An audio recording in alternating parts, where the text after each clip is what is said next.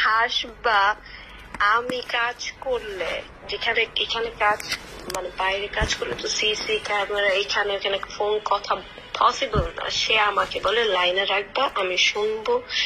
আমাকে video call দেয়, আমাকে না পেলে আমার পাপ্পাকে কল দেয় বা যে কোনো কাউকে আমাকে রিচ করার জন্য ট্রাই করে। সে এটাকে এখন উল্টায় আমার কথা বলে। যাই হোক, এইভাবে আমাকে বলছে যে আমাকে যা বলছে আমি তাই বলছি। বুঝতে পারছি যে এখন আমি বুঝতে পারছি যে সে অ্যাকচুয়ালি মেবি আমি জানি না সে এইসব কেন বলে।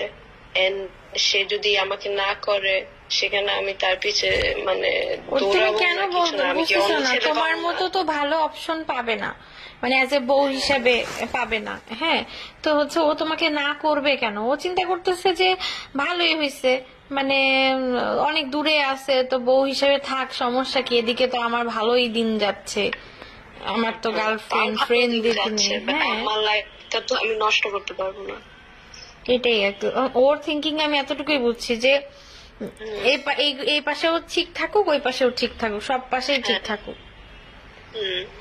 আমি বুঝতে পারছি না তোমার জেনে আমার আলো ক্লিয়ার হলো না। আমি বলতাম না, আমার মানে বান্ধবীরা আমাকে একদম মানে প্রেসার ক্রিয়েট করে আমাকে বলছে, আমি মানে যে তুই হচ্ছে অ্যাটলিস্ট একটা মানে দেখ, ও 3টা লাইফ নিয়ে খেলতেছে। হ্যাঁ, যেমন একদম যা বলবো ওদের সাথে কথা রেকর্ড করে রাখবা, কারণ ভয়ে পয়রা স্বীকার করবে, পরে কিন্তু আবার উল্টে যেতে পারে, বুঝছো না? হ্যাঁ, এটা ঠিক, এটা ঠিক। বুঝছো, পরে বলবে না এগুলো বাদ দাও, কিছু না।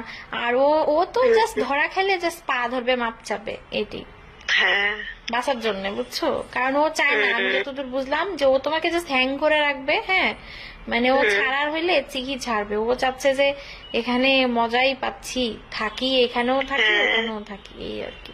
আমাকে বারবার বলে তোমাকে ছাড়তে ইচ্ছে না, আমি কত আগে ছেড়ে দিতাম। হ্যাঁ, ছাড়বে কেন? বারবার বলে। আন্টি যা বললো যে তোমাকে তো 1 টাকা ওর দিতে হয় না, অন্য মেয়েকে বিয়ে করলে তো ওর সবকিছু দিতে হবে, না দিলে তো ওই মেয়ে ওকে লাথি দিয়ে থুয়ে চলে যাবে, ওকে তো সংসার করবে না ওর সাথে। এখন আমি তার টাকাও চলি না, মানে আমি যদি এখন মানে কোনো ইনকাম না থাকতো, কিছু না থাকতো, আমাকে চালাইতে পারতো না? ডেফিনেটলি না। হচ্ছে ওইটাই চিন্তা করছে যে ভালোই হয়েছে, ভালোই একটা বউ পাইছি, ভালোই বাসে, বিদেশে থাকে, সবই রেডি। এন্ড হচ্ছে আমাকে বাংলাদেশে এসে প্যারাও দিতে পারে না, আমি চুরি করে বেড়াচ্ছি, মজাই তো, এই আর কি।